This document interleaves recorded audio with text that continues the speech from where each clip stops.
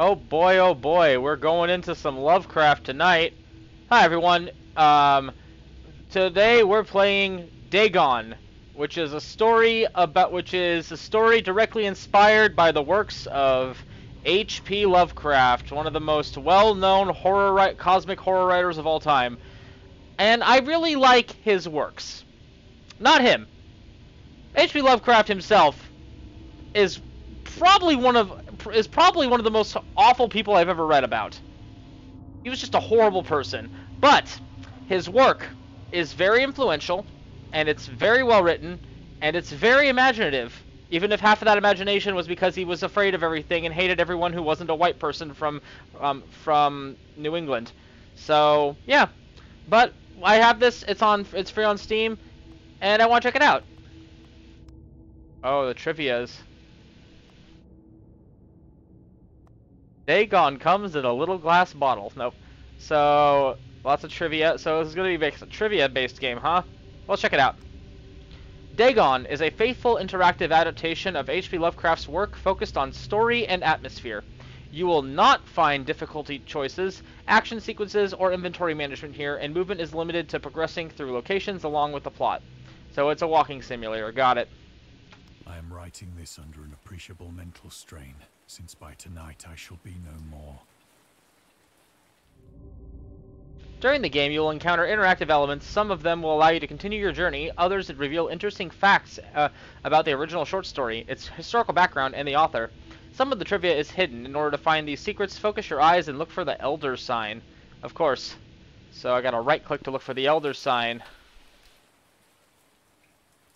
So I'm in a room. Sensitivity is not great. Camera sensitivity. Let's get that up. There we go. Can't move that. Is there an Elder sign in the cans? Even with the sensitivity up up this much. Let's see. Maybe that'll help him out. Oh, can't get that far. Oh, there it is. Lovecraft's letters. As to letters, my case is peculiar. I write such things exactly as easily and as rapidly as I would utter the same topics in conversation. Indeed, epistolary expression is with me largely replacing conversation, as my condition of nervous prostration becomes more and more acute. I cannot bear to talk about much now, and am becoming as silent as the spectator himself. My loquacity extends itself on paper. H.P. Lovecraft to Reinhard Kleiner, December 23rd, 1917. You gotta love epistolary. It's always interesting because you can kind of get like an idea for what they actually thought and believed, because they put a lot of their stuff into it. It's why, like, one of my favorite authors, J.R.R. Tolkien, if you ever find the book that's just a collection of the letters he sent over like 2 or 3 decades of his life, read them. They're really interesting. Throughout his life, Lovecraft penned about 100,000 letters to his friends and fans, out of which about 10% survive to this day. Jesus Christ, that's still 10,000 letters.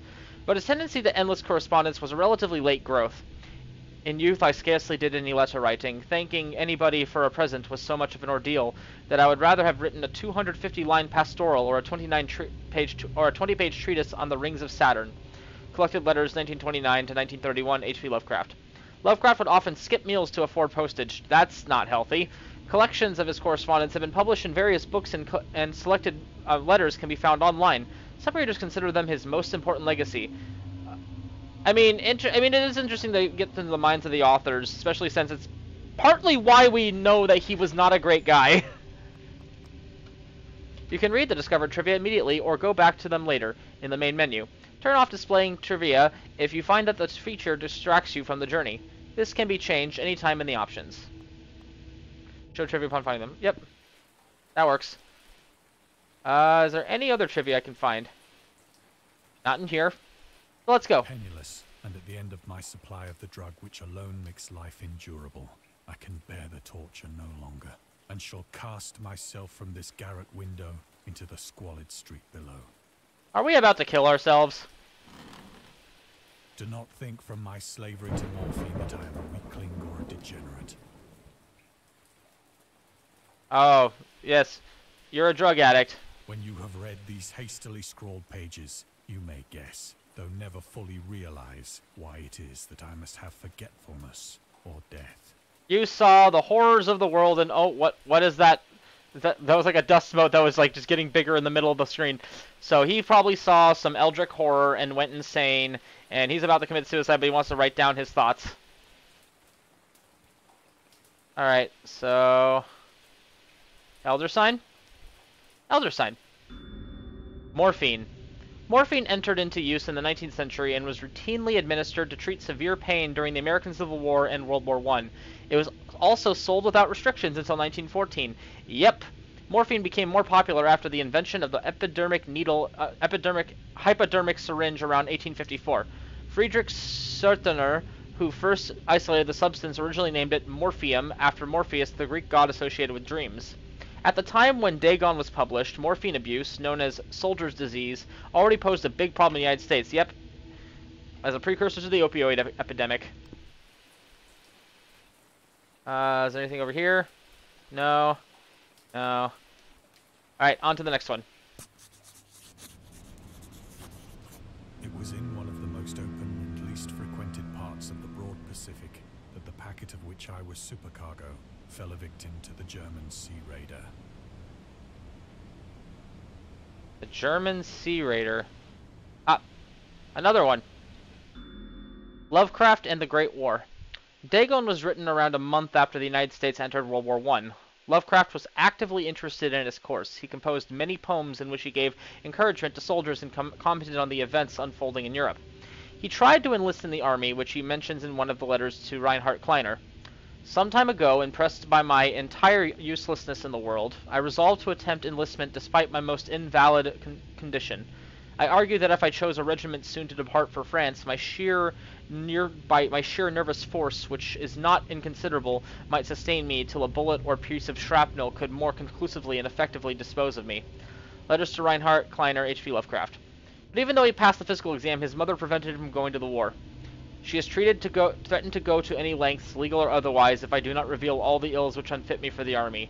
I am Providence, the life and times of H.P. Lovecraft, S.T. Joshi. Alright, so I was about to say, like, I remember reading somewhere that he just was like a mess of stuff, a mess of health and like mental health problems, and so I guess like he was able to hide them for the physical exam, sounds like. But his mom's like, no, I will fucking cut you off if you don't just leave, if you don't just like stay. I mean, all right, what you got for me over here, boat?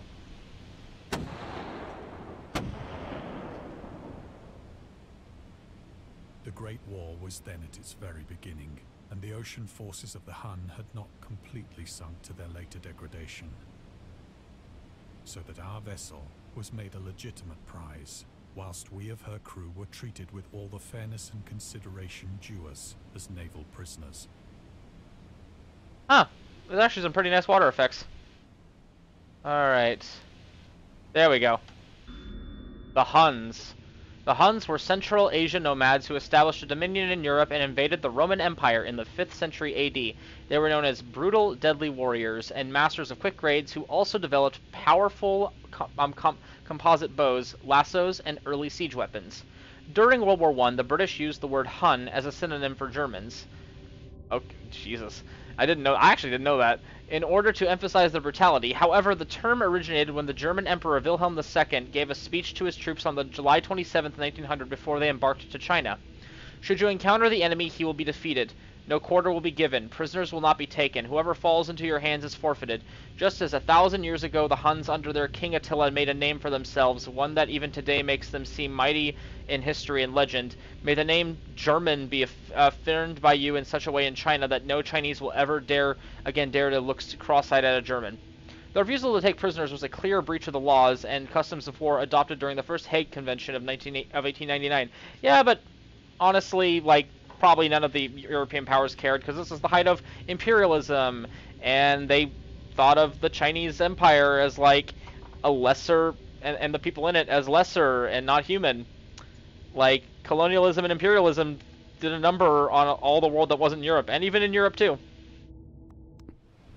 Anyway, up we go.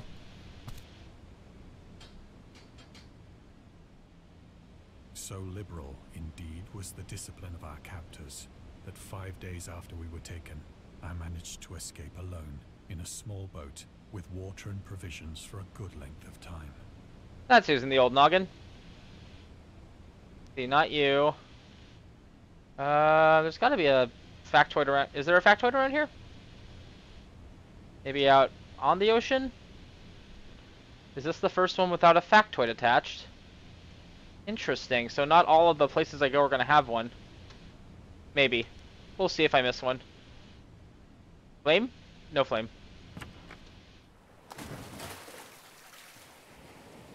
When I finally found myself adrift and free, I had but little idea of my surroundings.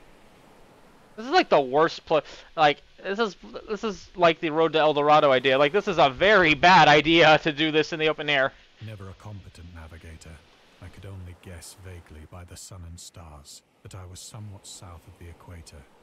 So you don't even know how to navigate, and you thought casting off in a rowboat in the middle of the ocean was a good idea. Of the longitude, I knew nothing, and no island or coastline was in sight. Well, you done fucked up.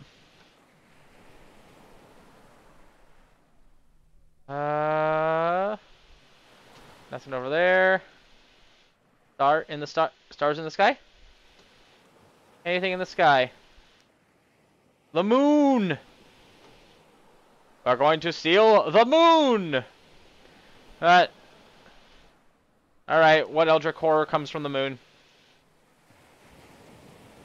The weather kept fair, and for uncounted days I drifted aimlessly beneath the scorching sun, waiting either for some passing ship or to be cast on the shores of some habitable land. Well, how's that going for you? Oh, interesting little... Oh, nice. Interesting little shadow work. That's neat. Water. Oh, I can turn all the way around, but I can't go all the way around, it looks like. Nothing over there. Anything? Ah, there we are. The Return to Short Stories. Dagon was written in July 1917 and first published in 1919 in The Vagrant, an amateur magazine focused on the supernatural. The story is the first of his stories that introduced an element from the Cthulhu Mythos, Dagon itself. A pagan cult worshipping Dagon later appears in The Shadow over Innsmouth, one of Lovecraft's most popular works. 1917 is also the year when he wrote The Tomb, a story about Jervis Dudley, a daydreamer who discovers a mysterious mausoleum in the woods by his house and becomes obsessed with it. These two works marked Lovecraft's return to short story writing after he burned most of his attempts at the genre 9 years prior and decided to concentrate on poetry. Lovecraft stated that it was his friend William Paul Cook, a literary publisher and critic, who convinced him to start writing weird fiction again, which weird fiction is an interesting genre. There's a lot of overlap of horror and fantasy and science fiction, and I need to read more of it. I think like the one that I've always recommended is I hope I'm pronouncing this name correctly, China Miéville. I've heard he's a very good author of like weird fiction. Also, I want to read more of the Cthulhu Mythos that's not Lovecraft, because there's a lot of it. And a lot of it's good inspiration for the Chaosium tabletop game called Cthulhu. Anyway, let's continue. But neither ship nor land appeared, and I began to despair in my solitude upon the heaving vastness of unbroken blue. Well, we know you survived, so... The change happened whilst I slept. I became a fish man. Its details I shall never know. Of course. For my slumber, though troubled and dream-infested, was continuous. Lovecraft did like his dreams. Ugh. Ugh. No, thank you. I'm not in the mood for calamari right now.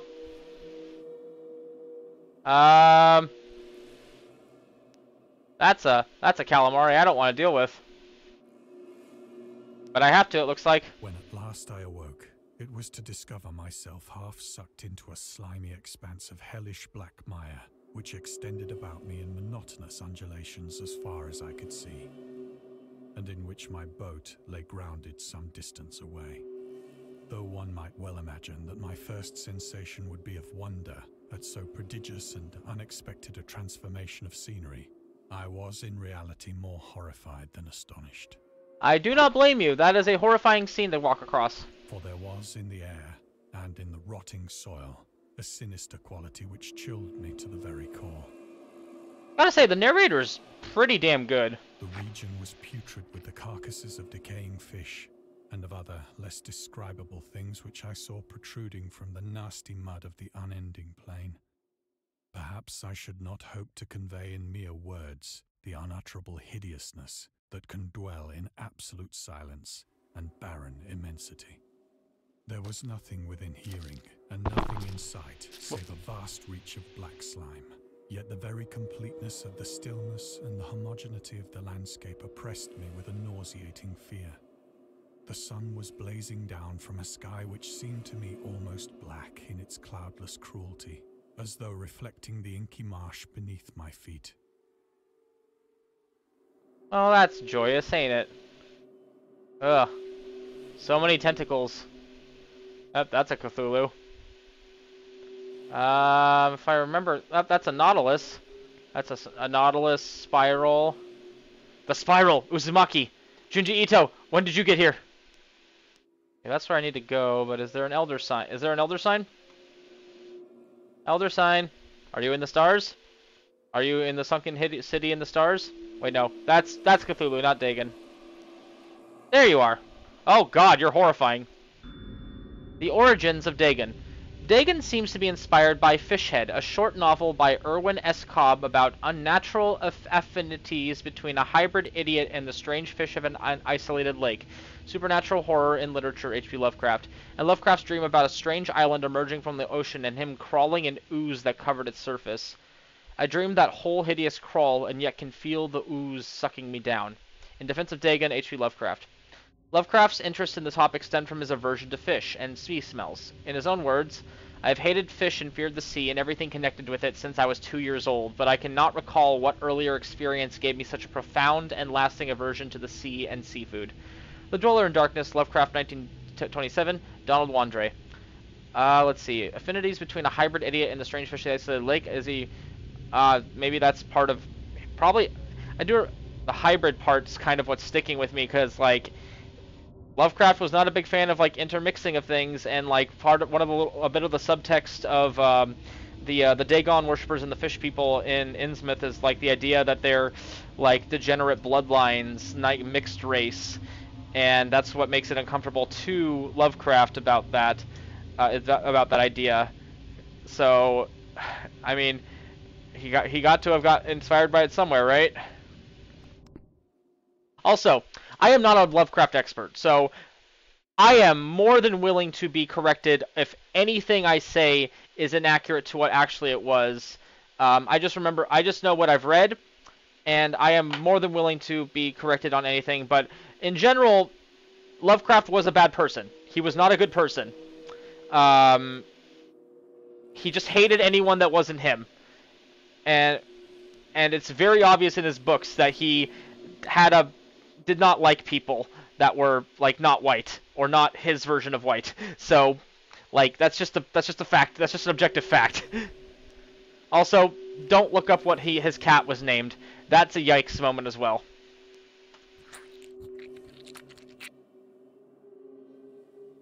As I crawled into the stranded boat, I realized that only one theory could explain my position. Through some unprecedented volcanic upheaval, a portion of the ocean floor must have been thrown to the surface, exposing regions for which innumerable millions of years had lain hidden under unfathomable watery depths. So great was the extent of the new land which had risen beneath me that I could not detect the faintest noise of the surging ocean, straining my ears as I might. Nor were there any seafowl to prey upon the dead things. Veritable horror landscape. Where it wants me to go. Sign. Tentacles. Oh, there you are. The mystery of volcanic islands. Volcanic eruptions sometimes result in the creation of islands. Most of them are transient and erode after some time, but some prove permanent. The floating pumice, porous rocks created when superheated, pressurized rock is ejected from a volcano, can move across long distances and transport barnacles and macroalgae that cling to it. In 2001, rafts of pumice created during the eruption of the volcano near Tonga eventually reached Australia. Neat. Geology's fun. For several hours I sat thinking or brooding in the boat, which lay upon its side and afforded a slight shade as the sun moved across the heavens. Oh, you can see the sun kind of moving as the sun moves. As the day progressed, the ground lost some of its stickiness and seemed likely to dry sufficiently for traveling purposes in a short time. That's good. That night I slept but little, and the next day I made for myself a pack containing food and water, preparatory to an overland journey in search of the vanished sea and possible rescue. Okay, so that's the overland journey. There's just a tentacle up there, doing its tentacle thing. Okay, I can move my... come on. Come on. Show me the elder sign. Show me the elder sign. Hello, tentacle. It is nice to meet you. Oh, guess we're going. On the third morning, I found the soil dry enough to walk upon with ease. The odor of the fish was maddening, but I was too much concerned with graver things to mind so slight an evil, and set out boldly for an unknown goal. Good to hear. So that's the goal.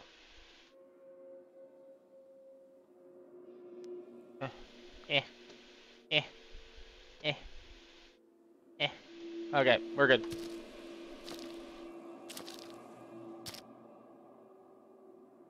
All day I forged steadily westward, guided by a faraway hummock which rose higher than any other elevation on the rolling desert. What the fuck are you? Oh, that's horrifying. No, thank you. Oh god, it's a sandworm! Or a mudworm, as the case may be here. What are you? Ah, I think the Unity engine had an explosion. That's some neat mud effect, actually. Come on. Give me something. Give me something! Guess not.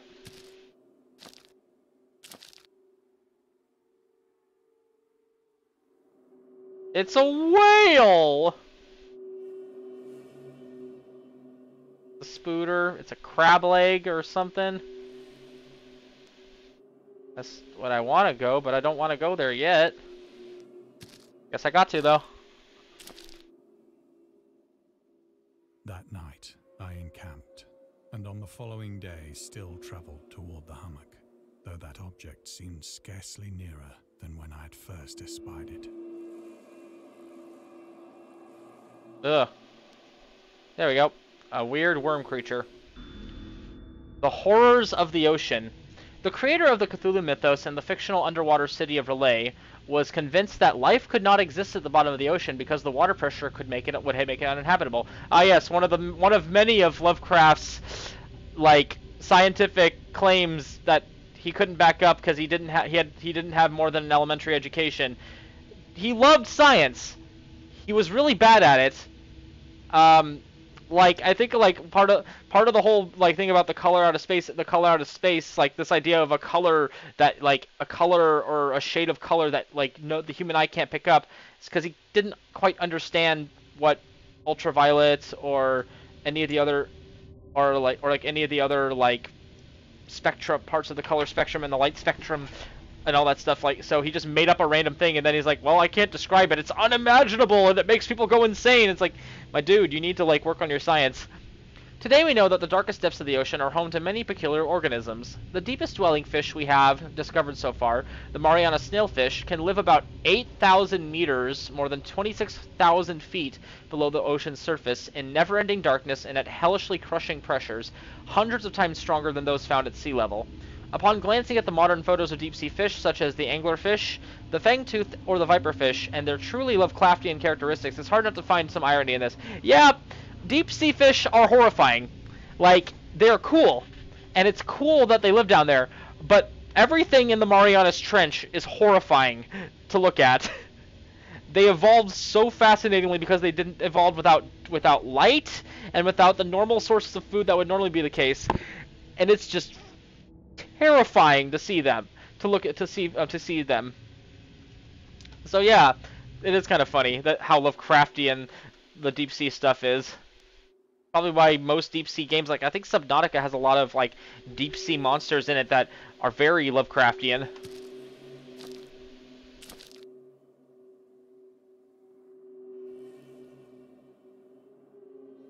By the fourth evening, I attained the base of the mound, which turned out to be much higher than it had appeared from a distance. You got this. An intervening valley setting it out in sharper relief from the general surface. Too weary to ascend, I slept in the shadow of the hill. The Shadow of the Hill sounds like a Lovecraft story, not gonna lie. Need to check something real quick. Why my dreams were so wild that night. Okay, 1 second. Let's checking. Let's get the volume up a little bit more. I think. Yeah, alright. There we go. But ere the waning and fantastically gibbous moon had risen far above the eastern plain, I was awake in a cold perspiration, determined to sleep no more. Such visions as I had experienced were too much for me to endure again. And in the glow of the moon I saw how unwise I had been to travel by day. Without the glare of the parching sun, my journey would have cost me less energy.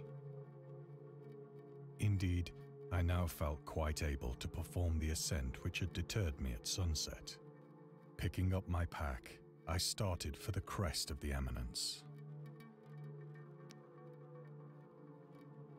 Elder sign, elder sign.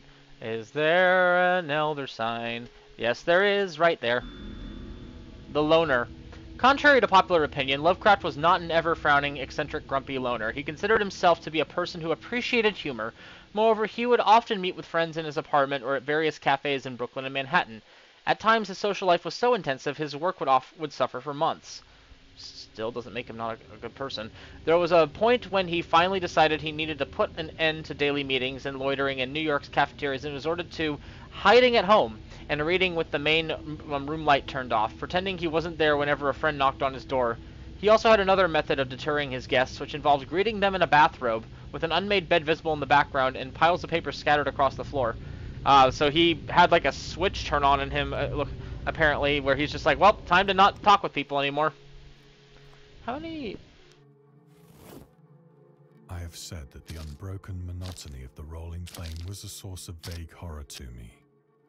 But I think my horror was greater when I gained the summit of the mound and looked down the other side into an immeasurable pit or canyon, whose black recesses the moon had not yet soared high enough to illumine. I felt myself on the edge of the world, peering over the rim into a fathomless chaos of eternal night. Through my terror ran curious reminiscences of Paradise Lost. I need to read that again. And of Satan's hideous climb through the unfashioned realms of darkness. As the moon climbed higher in the sky, I began to see that the slopes of the valley were not quite so perpendicular as I had imagined.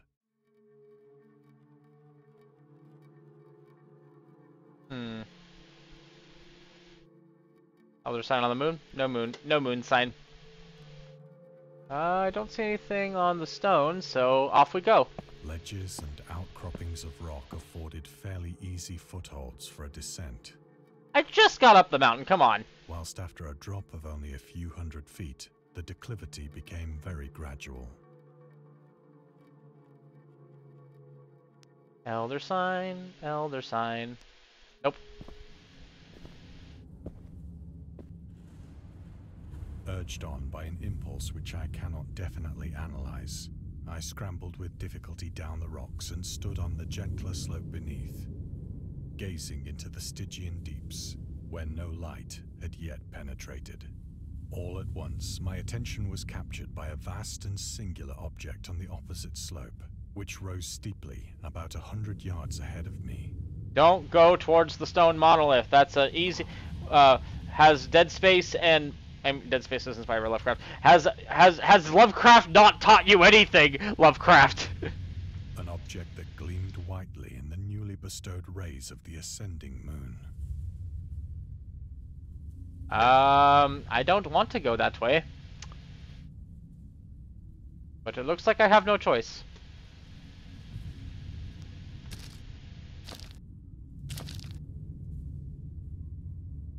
that it was merely a gigantic piece of stone, I soon assured myself. Yeah, like that perfectly rectangular piece of stone. But I was conscious of a distinct impression that its contour and position were not altogether the work of nature. I wonder what gave that away. A closer scrutiny filled me with sensations I cannot express. Loneliness? No, you can't express them. You can't express loneliness. Like, I love that as always, like, the little cop-out he has in his stories when he doesn't want to, like, describe something because, you know, describing the thing makes it less scary in some respects because then, like, people have this, like, weird image in your head. So, like, he'll be like, a monster that I could not possibly write down for how horrifying it was, or something along those lines, and like it leaves it so that your mind fills in the blanks, and sometimes the creatures are really cool. And some of the artist interpretations I've seen of a lot of the creatures that Lovecraft has written about, and some of the other Cthulhu Mythos, are actually really interesting and cool art designs. A lot of them make their way into like Call of Cthulhu, Pathfinder, a bunch of the tabletop RPGs, because those are the ones that like to take the inspiration in monsters. For despite its enormous magnitude, and its position in an abyss which had yawned at the bottom of the sea since the world was young, I perceived beyond a doubt that the strange object was a well-shaped monolith. Gee, who would have thunk? Whose massive bulk had known the workmanship and perhaps the worship of living and thinking creatures. Dazed and frightened, yet not without a certain thrill of the scientist's or archaeologist's delight, I examined my surroundings more closely. I want to examine my surroundings more closely, but I don't got no fucking elder sign. How many? Alright, let's go.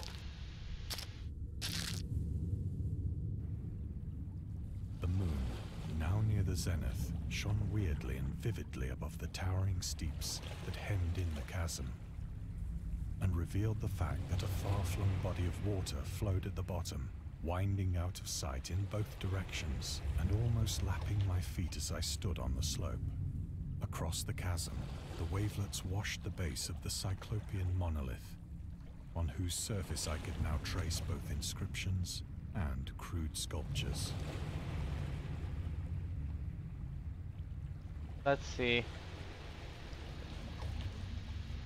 Nothing over here. Alright. The writing was in a system of hieroglyphics unknown to me, and unlike anything I'd ever seen in books, consisting for the most part of conventionalized aquatic symbols such as fishes, eels, octopi, crustaceans, mollusks, whales, and the like. Several characters obviously represented marine things which are unknown to the modern world, but whose decomposing forms I had observed on the ocean-risen plain. It was the pictorial carving, however, that did most to hold me spellbound. Yep, that's a Cthulhu. That's a Cthulhu. Storytelling methods. Dagon contains many themes of storytelling methods that Lovecraft developed in his later works, such as telling the story through carvings, like at the Mountains of Madness and the Nameless City, journals and characters' notes, the Shadow Out of Time, the Haunter of the Dark, islands emerging from the ocean, like the Call of Cthulhu, or fictional beings and deities based on real events and mythologies, like the Mi-Go and the Whisperer in Darkness. It's also considered the origin of the popular Cthulhu Mythos. Some of Lovecraft's other stories also conclude in a manner similar to Dagon, but let's skip the details in order not to spoil the ending. Yep, because everyone goes insane and people die and it's not pleasant. Yep, that's a Cthulhu. That's a gator. That's a shark. Those are some turtles. Got some mollusks, some starfish, a crab, 3 or 4 variations of shark, and some strange creatures. All of them in the ocean waves. Oh, I think I see the carvings down there. Kind of look like people around the monolith. Plainly visible across the intervening water, on account of their enormous size, were an array of bas-reliefs whose subjects would have excited the envy of a doré. I actually don't know what a doré is. I think that these things were supposed to depict men. Yep. At least a certain sort of men. Ah, fish people. Though the creatures were shown disporting like fishes in the waters of some marine grotto, or paying homage at some monolithic shrine which appeared to be under the waves as well. Of their faces and forms I dare not speak in detail. Of course not. For the mere remembrance presence makes me grow faint. This is an example of what he would do. Like, I'm not going to describe it to you because it'll make me uncomfortable, so you just imagine it for yourself. Grotesque beyond the imagination of a Poe or a Bulwer.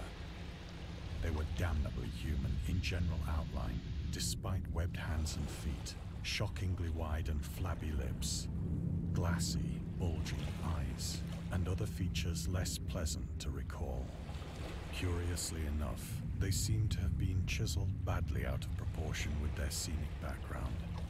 For one of the creatures was shown in the act of killing a whale, represented as but little larger than himself. Uh-oh, that must be Mr. Dagon. I remarked, as I say, their grotesqueness and strange size, but in a moment decided that they were merely the imaginary gods of some primitive fishing or seafaring tribe. Some tribe whose last descendant had perished eras before the first ancestor of the Piltdown or Neanderthal man was born. Alright, that's the... Alright, nothing else. Let's keep going. Awestruck at this unexpected glimpse into a past beyond the conception of the most daring anthropologist, I stood musing whilst the moon cast queer reflections on the silent channel before me. Then, suddenly, I saw it. Uh-oh. With only a slight churning to mark its rise to the surface. Oh boy. Into view above the dark waters. I don't want to talk. Cool. First off, cool water ripple effect. Second, no thank you. Fiend-like and loathsome, it darted like a stupendous monster of nightmares to the monolith. Oh Jesus. About which it flung its gigantic scaly arms, the while it bowed its hideous head and gave vent to certain measured sounds. Hi, can you just leave? I'm just gonna faint, aren't I? I think I went mad then. Ah, yes, you failed your sanity check and took 1d100 of sanity loss.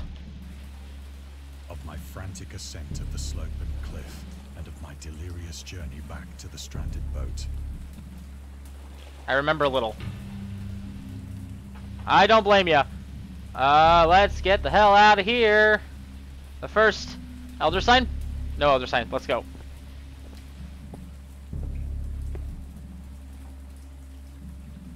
I believe I sang a great deal and laughed oddly when I was unable to sing.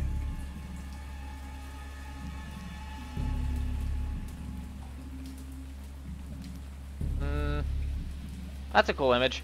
Let's go.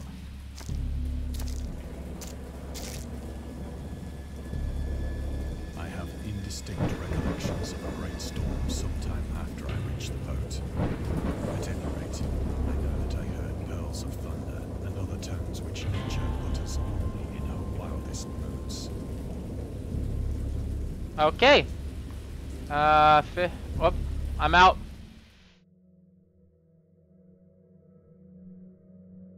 When I came out of the shadows, I was in a San Francisco hospital. Oh. Brought thither by the captain of the American ship which had picked up my boat in mid-ocean. Oh, so so it was all a dream. In my delirium, I had said much, but found that my words had been given scant attention. Well, yeah, because it sounded like the ravings of a madman. Of any land upheaval in the Pacific, my rescuers knew nothing. Nor did I deem it necessary to insist upon a thing which I knew they could not believe. You're very much right on that. The journalist. Lovecraft was a prominent figure in the world of amateur journalism. In 1915, he started publishing his own journal called The Conservative, of course, which included political and social commentary, poetry, short stories, and literary criticism written by him and other authors. Howard was a skilled wordsmith, but he also took criticisms to heart, which resulted in his decision to step away from writing poetry and concentrate on weird fiction again, for the first time since his teenage years. Dagon, published in 1919, is one of the short stories written during that period. In this example excerpt from The Conservative, the master of horror fiction explains his attitude towards warfare and the idea of world peace. Why any sane human being can believe in the possibility of universal peace is more than the conservative can fathom. Should the entire civilized world agree simultaneously to disarm, one or more nations would undoubtedly retain secret armaments, and at the proper time take advantage of their more altruistic and less astute contemporaries in a wild career of conquest against unarmed victims. No country is or ever can be above warfare until the basic impulses of the human animal shall have miraculously changed.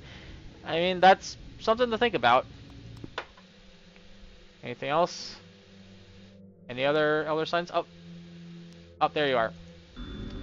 The atheist. Lovecraft considered himself an atheist and absolute materialist, which he attributed partly to his early childhood interest in astronomy and science in general.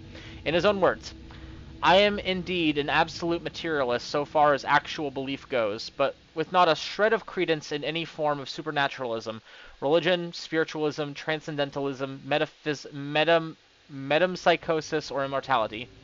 All I say is that I think it is damned unlikely that anything like a central cosmic will, a spirit world, or an eternal survival of personality exist.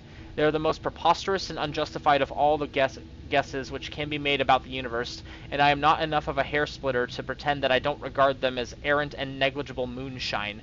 In theory, I am an agnostic, but pending the appearance of radical evidence, I must be classed practically and provisionally as an atheist. Sources: Against Religion, The Atheist Writings of H.P. Lovecraft, and Mythos, The Myths and Tales of H.P. Lovecraft and Robert E. Howard, by Lovecraft and Robert E. Howard. Ah, Robert E. Howard. He was the guy that wrote the Conan the Barbarian stories. Alright, anything else? Ah, here we are. In Defense of Dagon. In 1921, Lovecraft released a series of 3 essays, The Defense Reopens, The Defense Remains Open, and Final Words, later published as a collection titled In Defense of Dagon, in which he rebuked a series of criticisms directed at his works. Some notable quotes. I paint what I dream, and will let the public settle the rest amongst themselves. Mr. Munday asked the raison d'etre of Dagon. I will give it, purely and simply to reproduce a mood. Its object is the simplest in all of art, portrayal. The physical horrors of war, no matter how extreme and unprecedented, hardly have a bearing on the entirely different realm of supernatural terror. Ghosts are still ghosts. The mind can get more thrills from unrealities than from realities. In the essays, Lovecraft touches upon the topics of atheism, materialism, the quest for truth, and the love of science, all of which he had a very strange understanding of. Any others? And that was more than I expected to find, but it's good. Alright, let's keep going. The door opens. Once I sought out a celebrated ethnologist and amused him with peculiar questions regarding the ancient Philistine legend of Dagon, the fish god. Let's see. Yep. So we meet someone to talk about the fish god with. Ah, Dagon. Dagon, or Dagon, was the main deity of the Philistines, worshipped throughout the Middle East as the ancient god of fertility and crops. In Hebrew, the word Dagon was a common noun for grain. The rulers of Akkad, Mesopotamia, chose him as the patron saint of their war conquests. He also appeared as the judge of the dead in an Assyrian poem and an underworld prison warden in one of the Babylonian texts. He is often mistakenly taken for a fish god due to the wrong interpretations of his name, as in Hebrew the word dag means fish. In H.P. Lovecraft's work, Dagon is an underwater deity ruling over the deep ones, a humanoid race with fish traits that resides in the ocean. He is worshipped by a secret cult called the Esoteric Order of Dagon. So this is how, like, you take, like, the old ideas of, like, the strange and not European, and you kind of twist them to something that makes for the thing. And, like, this is obviously from the misunderstanding of him being, like, they think he's a fish god because of the connection to the name. But it is an interesting way, because, like, I've seen this with a lot of authors, like, how they, like, eventually evolve, like, real-world mythology and idea into, like, the creations of their own, like, stories. So it is interesting seeing, like, the thought process of how creatures like Dagon, how Cthulhu, all those, all came into being. Okay, that's where it wants me to go, so let's avoid that if we can. Are there no more elder signs? Was it just this one? It's looking like it, unfortunately. Ah, well.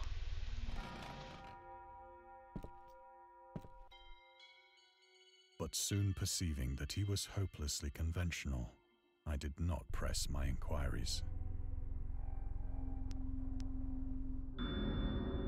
August Derleth and the Cthulhu Mythos. August Derleth was an American writer and anthologist. He also befriended Lovecraft and published many of his works through his company, Arkham House. Although he greatly contributed to the popularization of the author's works after his death, he is surrounded by numerous controversies. One of his most questionable decisions involved introducing the good versus evil doctrine, Derleth was a devout Catholic to the Cthulhu Mythos, which contrasted with Lovecraft's view of the world and his approach to cosmic horror. As a result, the author's works are often misunderstood and misrepresented in today's culture. It is also worth noting that Lovecraft was never really interested in creating a mythology, and the term Cthulhu Mythos was coined by Derleth after the author left the mortal plane. Okay, so there was a little bit of there was a little bit of, like, editor tampering. Interesting, I never knew that. I didn't even know who August Derleth was. Oh, and who are you? The Marketer. Lovecraft's attempts to find a job in 1925 were influenced by advice he received from friends. Among others, he started freelancing for a marketing magazine where he could write announcements and commercials. Feel free to judge his copywriting skills for yourself. From an ad on Curtis Woodwork. Curtis Woodwork embraces both the usual structural units and the cleverest contrivances of built-in or permanent furniture, such as bookcases, dressers, buffets, and cupboards. Every model is conceived and created with the purest art, ripest scholarship, and mellowest craftsmanship which energetic enterprise can command, and made to conform rigidly to the architecture of each particular type of home. The cost, considering the quality, is amazingly low, and a trademark on the individual pieces prevents any substitution by careless contractors. Lovecraft Studies, Volume 7, Number 1, H.P. Lovecraft, S.T. Joshi. It's interesting. It's very verbose for an ad, but maybe that worked out. Who knows?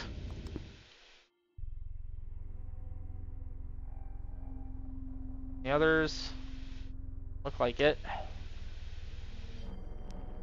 I was gonna go over there next. Let's go.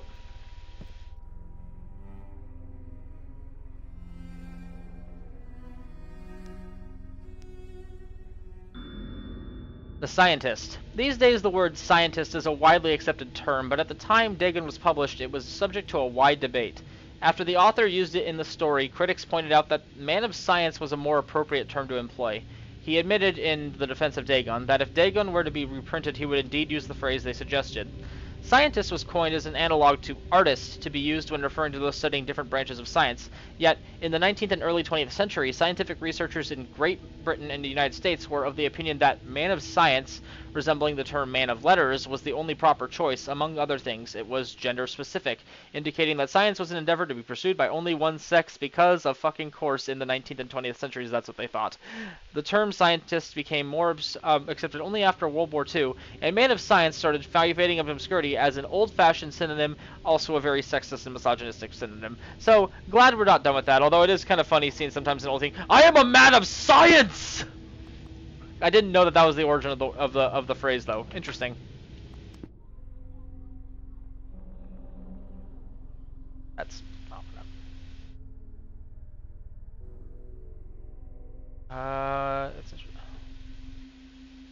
It's quite dumb. Nothing over there. Let's scroll over here. Nothing over here, so back we go. To the door!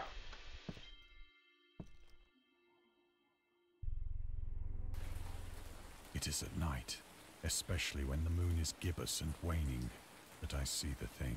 The thing! 1 second, taking a drink. I tried morphine. Good old drugs. But the drug has given only transient surcease, and has drawn me into its clutches as a hopeless slave. Aw, that's unfortunate. So now, I am to end it all, having written a full account for the information or the contemptuous amusement of my fellow men. That's unfortunate. Lovecraft on tobacco and alcohol. Lovecraft hated tobacco. I mean, I do too. Even though he used to smoke when he was 12 in order to look and feel like an adult, in his correspondence with friend Reinhard Kleiner, he claims that he quit as soon as he started wearing long pants. Don't know what the correlation to that is, but alright. He also had a very strong opinion about alcohol, as evidenced by his letter to Zelia Brown, dated February 13th, 1928. As for the matter of drinking, I have never tasted intoxicating liquor, and never intend to. Having a strong aesthetic disgust at anything which blunts or coarsens the delicate natural equipoise of the evolved human intellect and imagination. Drinking excited my personal repugnance, hence I don't drink. Let the herd do what they will. I am rather in favor of prohibition. The prohibition of any one antisocial force as well as any of the others. Source: The Spirit of Revision, Lovecraft's Letters to Zelia Brown, Reed Bishop, H.P. Lovecraft, Sean Branney, and Andrew Lehman, S.T. Joshi. Any others? Nope. Time for more morphine. Often, I ask myself if it could not all have been a pure phantasm. A mere freak of fever as I lay sun-stricken and raving in the open boat after my escape from the German man-of-war. This I ask myself, but ever does there come before me a hideously vivid vision in reply. I cannot think of the deep sea without shuddering at the nameless things that may at this very moment be crawling and floundering on its slimy bed. Is there something gonna go underneath my boat? Worshipping their ancient stone idols and carving their own detestable likenesses on submarine obelisks of water-soaked granite. Yep, I saw that coming. I dream of a day when they may rise above the billows to drag down into their reeking talons the remnants of puny, war-exhausted mankind. Of a day when the land shall sink and the dark ocean shall ascend amidst universal pandemonium. No, thank you. Elder sign? Elder sign? The Statue of Liberty, let's go! Lady Liberty, protect us! Lady Liberty, protect us. The end is near. I hear a noise at the door, as of some immense slippery body lumbering against it. Oh, he blocked the door. I didn't realize that. Oh, that's interesting. Yeah. Is there... I don't want to do that yet. Is there any other elder signs? No? Well, time to get the gun. It shall not find me.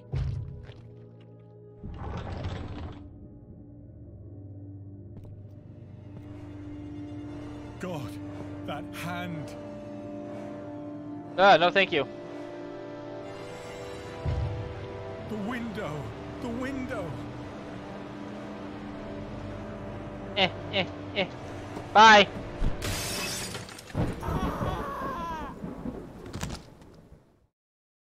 Ah, my leg! I'm still alive!